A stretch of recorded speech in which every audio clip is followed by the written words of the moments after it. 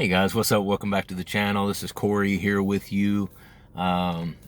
If you enjoy this sort of content, just a guy talking about coming off of KRATOM, if you're a person who's interested in coming off of KRATOM and you kind of need to develop your skill set on the best way to do that without completely putting yourself out of life for a couple of weeks, while you're in the process of coming off of KRATOM, then this is a good resource. This is a good place. There's been a lot of videos on it. I've talked about it a lot.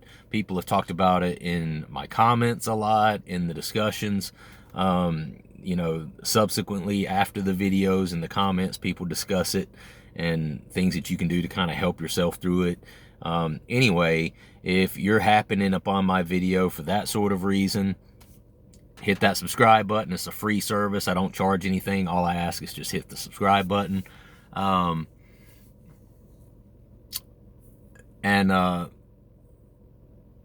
that. I was gonna say something. I completely just had a brain fart there. It's a little bit just one of those days for me. My wife was out of town last night with her job. She had a like a sales training to go to, and so my evening yesterday was a little bit different than what it normally is. And then my mother-in-law came to the house and kind of helped with the baby last night, which I was really thankful for that. I'm not even gonna lie. Last night was the first time in almost 3 months now that I had a full night's sleep of uninterrupted sleep. Especially too, I'm on, I think it's day 12. Is that right? Yeah. Working on day 12 now, completely off of KRATOM. So, it was, last night was a win-win in the sense that my mother-in-law has moved. I talked about she moved from Connecticut to North Carolina just recently. My wife had to go out of town and stay for a night for like a sales conference, and my mother-in-law came over and actually kept the baby in our spare bedroom with herself last night, and I actually got a full night's sleep. Not only did I not have the baby waking me up multiple times per night, but I tapered off of KRATOM, plus I'm on day 12 completely off of it. So at this point, my sleep is kind of starting to, level out pretty good. I'm not finding that I'm having any more trouble sleeping, really, as a result of any sort of acute withdrawals or anything like that. So that was good.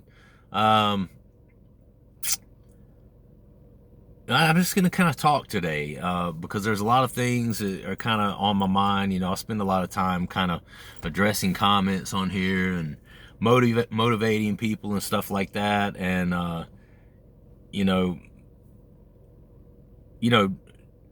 truth be told, a lot of people have messaged me and say, I really look up to you in a lot of ways. I appreciate it. You're an inspiration. I love your channel. Thank you for sharing your story and kind of giving us a blueprint of how it can be done, coming off of KRATOM and stuff like that. And while I appreciate all that, some days I have trouble putting on a brave face, right? Today's one of those days. I can't really explain it. I guess it's just that, I don't know if it's that pink cloud phase that we were talking about,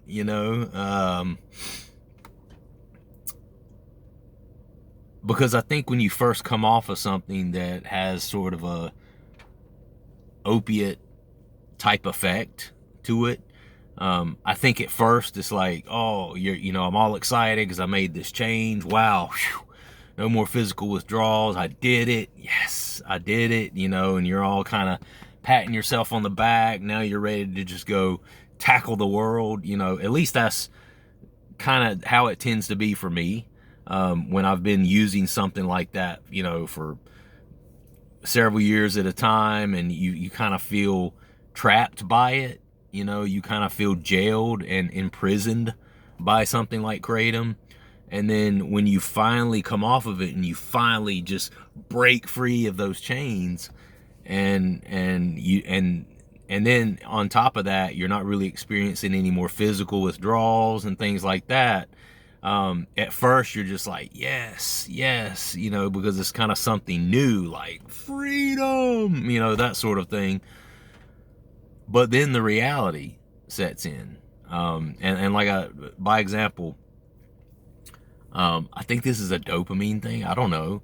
Last night when my wife was out of town, I ate my dinner. And as you guys know, I'm a super, super healthy person. I exercise at least 4 or 5 days a week, pretty hard.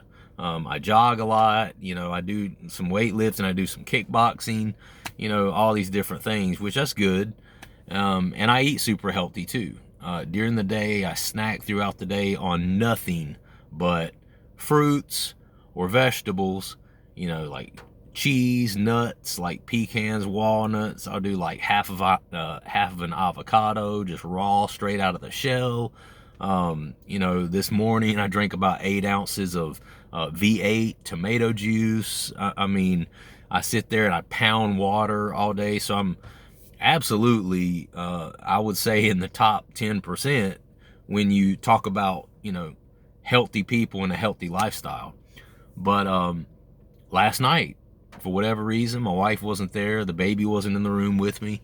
I don't know if it's boredom or just what it is, but I was like, let me go look in this freezer. You know what? There was some ice cream cones in the freezer recently. Let me just go take a little gander into the freezer, see what's in there. And I did, and sure enough, there's some like pre-made, packaged ice cream cones that my wife bought probably a couple of months ago.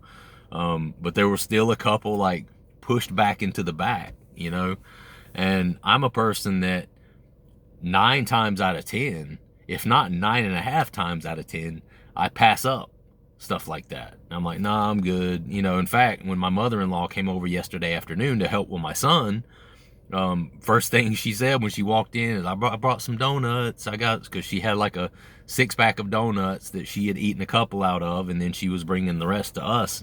And I, of course, passed up on them. I don't really eat stuff like that. I don't. It's just rare, My workplace buys donuts for all the employees on every Friday. It's like a Friday thing every week. And I will have one cream-filled donut every week. Every week. Aside from that one cream-filled donut on Friday morning, pretty much everything else I put in my mouth throughout the week is healthy. Well, with the exception, we will usually one night a week have like a Mexican food night, and I mean, it's got a little bit of protein in it, but aside from that, there's not a lot of health benefits with that, I will admit. But 80 to 90% of the time, really, really healthy guy. Last night, just from having like a slight change in my schedule, or I don't know if I was missing my wife, or the fact that my son wasn't in there with me, the fact that my routine was just a little bit different, and I didn't kind of have that rigid structure, I think it was a trigger for me. And I sat there in the bed and pounded down 2 of these ice cream cones, right? I ate one, I was like, that was good. And you're talking about a guy who's super healthy, and why in God's green earth I went back for a second one, I have no idea. I absolutely didn't need it. I wasn't hungry. I think I just wanted like a little bit of dopamine fix. I think that was, and a lot of people are going to say, damn, man, lighten up on yourself. It's just some ice cream cones, dude. Ain't nothing wrong with enjoying a little ice cream every once in a while. And I agree. But it's not about the ice cream as much and the physical health aspect of it for me, as much as it is why I ate 2 cones of ice cream, and I think the why is simply I needed a little dopamine fix, You know, I think it was, I mean, I know you can't compare ice cream and sugar and, you know, it has some chocolate in it, which has caffeine. You know, you can't compare that to Kratom. I get that. So I don't want to say like, I don't know, it's weird. It almost, in a weird sort of way, felt like a relapse. You know, I was like, why did I just, you know, gorge myself on these 2 ice cream cones? That's not me. You know, I don't normally do stuff like that. No. And I think, you know, maybe the switching up of my schedule that night, you know, and my wife being away, and then the baby being on the other side of the house with my mother-in-law, I think that just, you know, as an addict, I was kind of like, oh, what do I do now? You know, what do I do now? I don't have my wife here to talk to. My baby's not in here to kind of keep me company, and you know, because he takes up a lot of our time when he's in the room with you. You know, if he's not sleeping, he's making noise, or he's wanting to be held, or either I'm holding him and, you know, goo-gooing with him and loving on him, and, you know, picking him up and throwing him in there and you know, just stuff that you do with little babies. And so I didn't have any of that to kind of keep myself engaged. So I ended up just pounding down 2 cones of ice cream. And that, you know, I don't think that would be a big deal, typically. Maybe not for most people. But it was kind of a big deal for me because, to be completely transparent, after that happened, I was like, I am completely disgusted with myself. Oh man, I felt like a disgusting fat body. I mean, I did, and I'm not.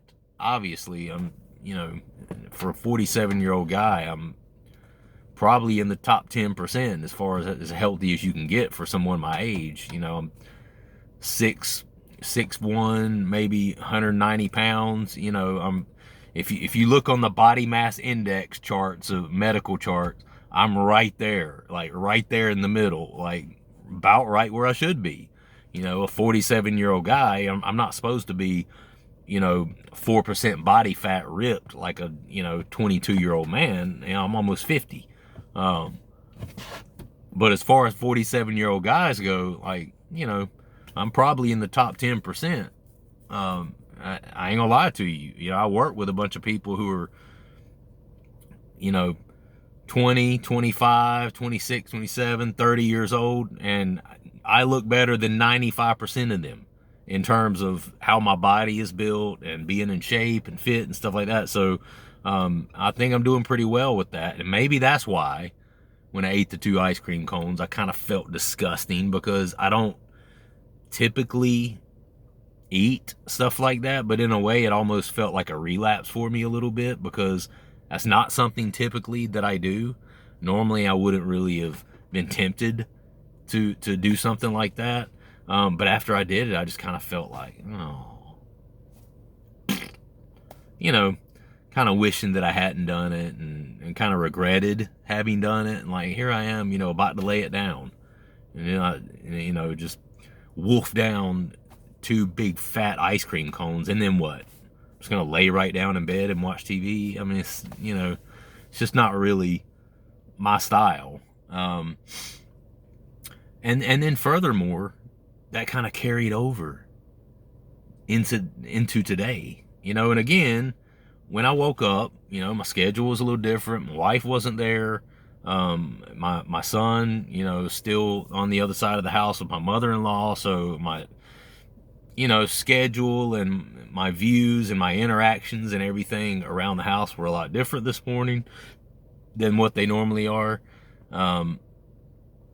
But then I think the, you know, little dopamine spike from smashing down the ice cream, you know, and then just going to bed with it on my belly and then waking up, it kind of carried over into today, to be honest with you. And I was just like, damn, I feel somewhat shitty, to be honest with you. So I'm just being transparent about that. You know, this is not, I know a lot of times I come on here and I'm smiling and I'm joking, and that truly is just kind of my personality. And I grew up in that sort of household. You know, my father and my brother and my nephew and all the men in the Austin family, you know, we're jokesters, pranksters. We like to joke around. You know, there's nothing like a good joke, and you know, being kind of upbeat and uppity sort of mood. That's just kind of how we are, and that is how I am in my heart. But I just want to be completely transparent that you know, struggling a little bit with that today. And I think one of the reasons I'm like that in my life is because I think a lot of times people take themselves way too seriously. You know, way too seriously. We're all human. You know, we're all fallible, which means we all make mistakes. You know, there's nobody that is an exception to that fact. And you know, it's so I with that, I tend to, I think that's one of the ways that, and I had somebody ask me on the channel one time, how do you forgive yourself for, you know, and what, well, they weren't saying to me, they were kind of saying, how do I forgive myself? They were asking for advice on how do you forgive yourself for things that you've done in the past. I struggle with that. That's what they were saying to me. They weren't pointing at me saying, how do you forgive yourself, dude? Good God. It wasn't that, but but you know, that was kind of my response to them. Like, you know, it's part of my history. I can't change it, you know, and it's kind of like part of the whole serenity prayer. You know, God grant me the serenity to change the things I can, and you know, anything that you can't change, you know, it is what it is. You know, you can't change. If you can't change it, you can't change it. So you can't change what has happened in the past, but you can change your mindset on those things that have happened, or how you react to, or how you proceed in life as they relate to those things that happen. You know, if you allow the things that you've done in the past just sit on top of your shoulders for all of your life, you know, and you're walking around with this heavy ass burden on you all the time. I mean, you know, that's not doing anyone any good. You know, there may be some people you need to apologize to. There may be some people you need to make amends with for people that you have hurt in that process. And then once you've done that, you gotta let it go, bro. You gotta let it go, because, you know, that will poison you. And that sort of mindset, holding on to those things, is toxic, you know, and you have to be somewhat, I mean, this is going to be a really horrible analogy, but when it comes to stuff like that, you have to be somewhat of a sociopath. You have to some degree, be able to dissociate yourself, or detach yourself from those things that you have done. They are things that you have done. They are not you. You know, they're part of what you've done, but they're not you. That's not who you are. And there's a special set of circumstances that caused you to do those things, you know, and it's called an addiction. And, you know, that's all. I just want people to be aware of that, and I want people to be able to move on. You know, and because as people who are addicted to substances, you know, we've done some selfish things, you know, but the selfishness is a result of not having black hearts. The selfishness is a result of a tainted and broken mind who is eager and desperate to obtain that substance that which we are addicted to, if that makes sense. And again, it's something you've done. It's not who you are. You're way much more than that. And before you are an abuser of substances, you are a father, or a mother, or a sister, or a brother, a son, a daughter, you know, cousin, employee, I mean, church member, you know, whatever it is, you know, you are those things first. And, you know, is that a part of you? Yeah. Yeah. I mean, you can't completely separate, and you'll always have the memories of things that you've done in your past. But I think it's very important in recovery to move on past those things and not remember them. Anyway, that's neither here nor there. I'm kind of going off on a little tangent now just because I just kind of felt like talking today, and I'm kind of getting some things off my chest. So, I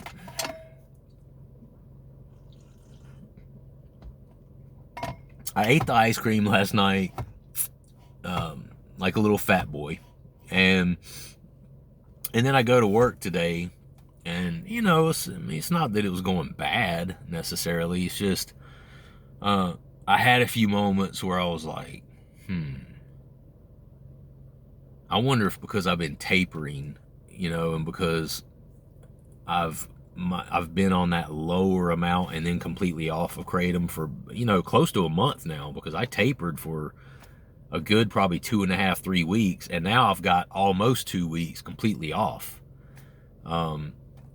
So, you know, you're looking at probably close to a month that I've been either below 3 or 4 grams of kratom daily to then completely off for almost 2 weeks. So, you know, you hear people talk about that pink cloud phase where at first you're just like, yes, freedom. You know, I just talked about that a few minutes ago. But then you get to a point where it starts to set in and you're like, for whatever reason, and look, I wanted to say this too. We talked about feeding the pig the other day and not feeding the pig, right? Which I fed the pig last night in a different sort of way. I was the pig and I fed it ice cream, you know. Oh, I'm so ashamed. Oh, I'm such a deplorable person. Not really, but anyway, again, you gotta let it go. But to expand on that about not feeding the pig or the addiction so that it dies off, you will find, and this is something that kind of was a trigger, and I had to recognize it this morning because I had about an hour this morning, and I even remember the time between like 10 and around 11 o'clock where I was like, damn, I would really love to take some kratom. Damn, there's a kratom shop 5 miles up the street from where I work. You know, I mean, I even was like, had the thought of, you know, I should go tell my boss that I just need to run to the bank real quick for something and deposit a check or do, you know, get something notarized or something like that. And I'll be back in 10 minutes because I work at that kind of place. You know, I'm responsible there. So if I made up something, you know, that I need to step out for 10, 15 minutes and go somewhere, nobody would question, you know, they'd be like, oh yeah, go ahead. And I actually thought about that. Like, I should do that. Like, for some reason, I had like 4 or 5 moments within that hour stretch where I was just like really tempted, you know.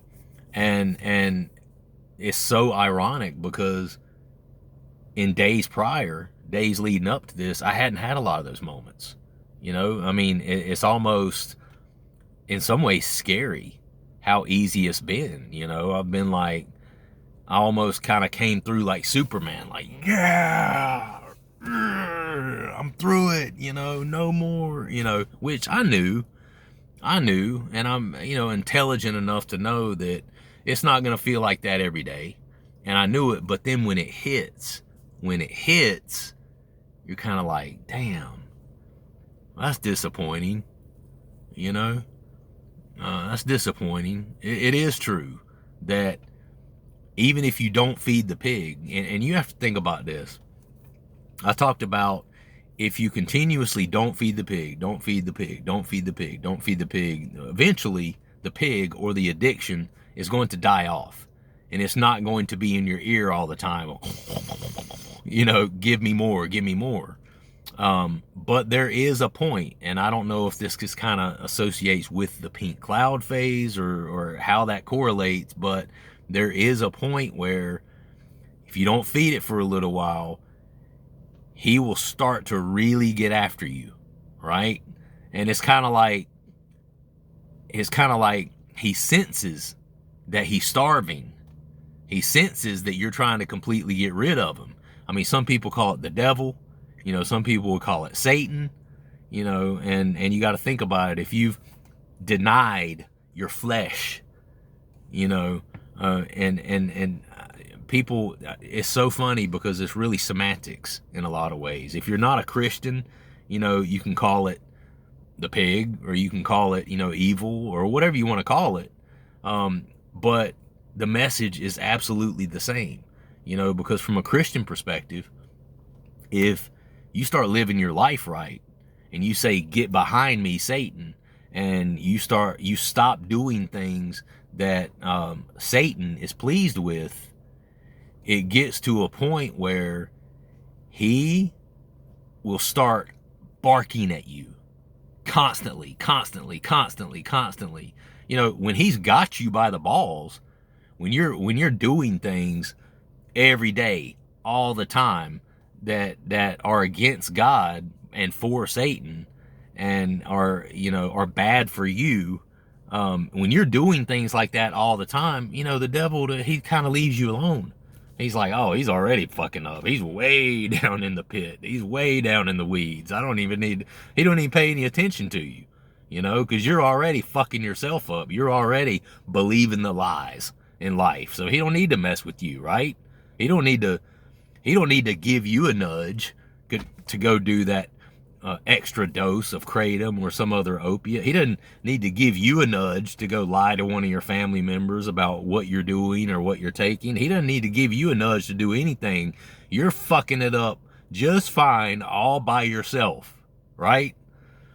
But when you start to change that, and you start to pull ahead in life, and you start to leave that stuff behind, that's when the devil's like, whoa, wait now. What's this guy doing? He used to be on my team. He used to be fucking up relentlessly like clockwork. Like, what's he doing?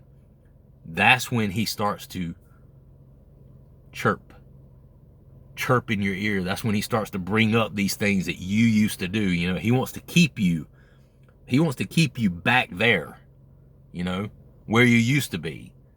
And if he can't keep you back there, he's going to keep your mind back there.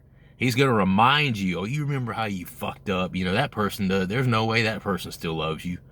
I mean, look how many times you fucked up with him, Well, there's no way you're going to get past this, because look at what you used to do. And he'll show you those things, and he'll remind you of those things. And when you start to leave that stuff behind, he'll put that stuff in your ear, and he'll put these lies in your ear and in your head, And I was having that this morning. I was like, okay, I'm absolutely 100% finished with the withdrawals at this point, and I'm in that sort of situation where, I've decided to do this all on my own. I don't have like an angry wife, like, or angry family members, like, gnawing in my ear about using kratom, and you're spending too much on this, you're doing too much of this, you're doing too much of that. I don't have any of that. I could absolutely go right now and get some sort of kratom product, use the kratom product, and my wife would not say anything to me about it. She would not think any differently of me. In fact, she'd probably be like, oh, cool, I'll take a little bit too. Again, my wife doesn't have a problem with kratom. I'm the one that has a problem with kratom. But I'm the one who has to recognize that. I'm the one who has to identify that, And so that's kind of where I'm at. And I've, just got I don't know, just a bunch of stuff going through my mind. And then this channel too, I'm like,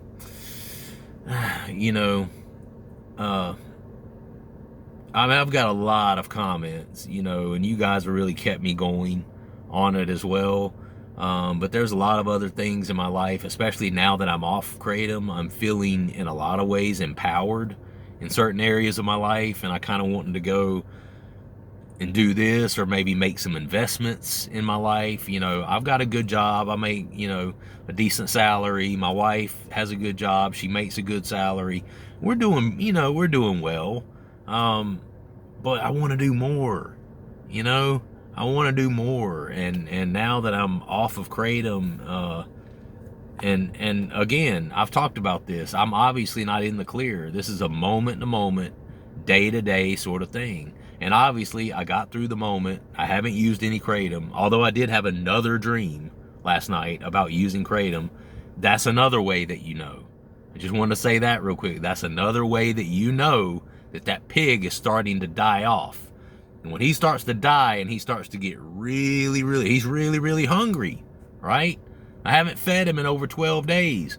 Really longer if you consider that I was down to like 0.5, then a gram and a half. I mean, that's barely nothing, especially for somebody who was taking, 10, 15 grams of Kratom every day for years at a time.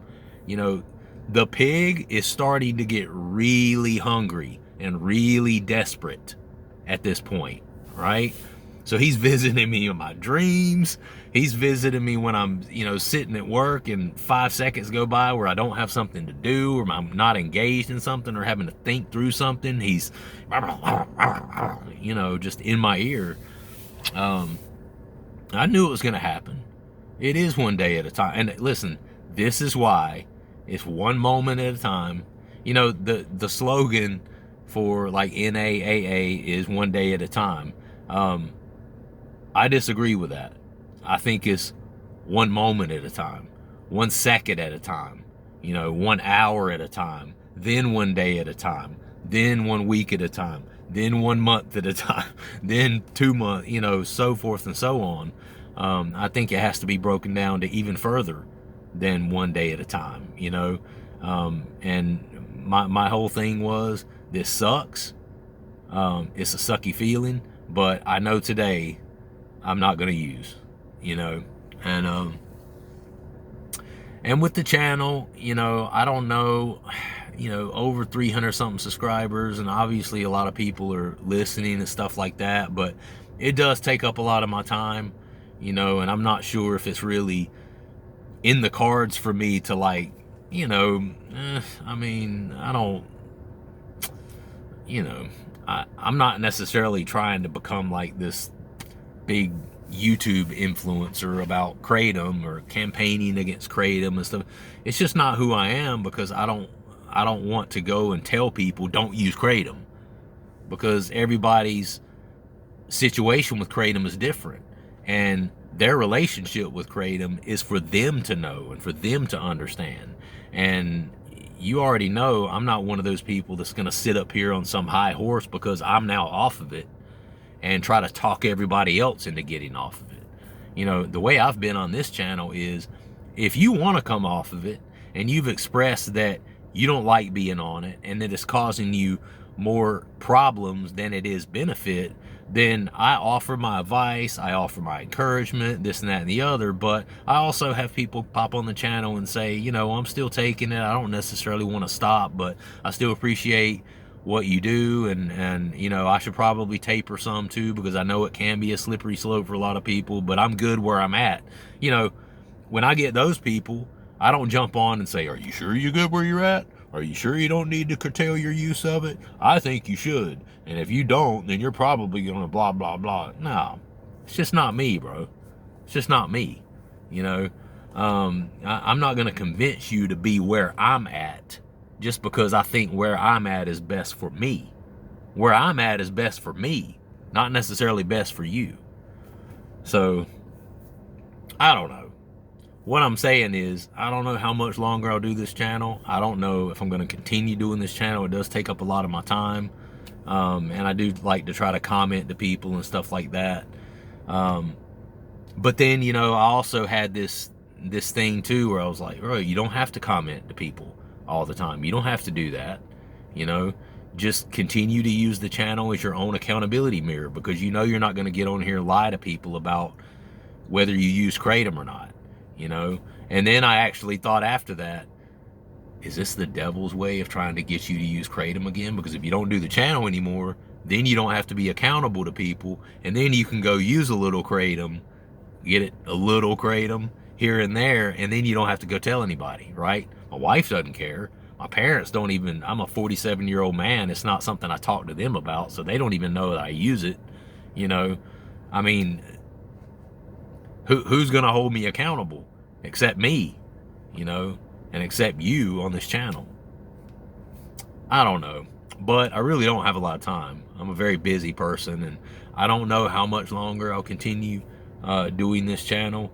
I don't know if I wake up tomorrow and I've got 1,000 subscribers and I'm able to be monetized doing it, then hell, I'll put all my blood, sweat, and tears into it, you know. But you know, I'm not sure if I'm willing at 300 something subscribers in a 4-month period. I'm not sure if I'm willing to grind it out, you know, for 2 years, 3 years, 4 years, until I'm finally up around, you know, a couple thousand subscribers and I can start making a few pennies. And you know, it's not really a way that I see, you know, myself becoming successful. I have kind of other things in mind, like investments, maybe purchasing some rental properties, some, you know, Airbnb or something, you know, I don't know. I'm just thinking about a lot of things right now, and I'm kind of like all over the place, but I'm glad I'm clean, and that's for sure, and I maintain that that stance on here. Anyway, thanks for listening to my all of my most inner deepest thoughts and demons. I appreciate it, and hopefully it helps some of you guys out there. That's really why I'm here. You know, it does help me, holds me accountable, but I love to help other people in the process, and I've gotten a lot of people to say it does help them. And if anything, it's just a sense of camaraderie and knowing that there's other people dealing with something like what you're dealing with. And if you guys find strength in that, then like the video, leave a comment down below, let me know your story, and subscribe to the channel. All right, guys, love you. This is Corey out. I'll see you next time. Peace.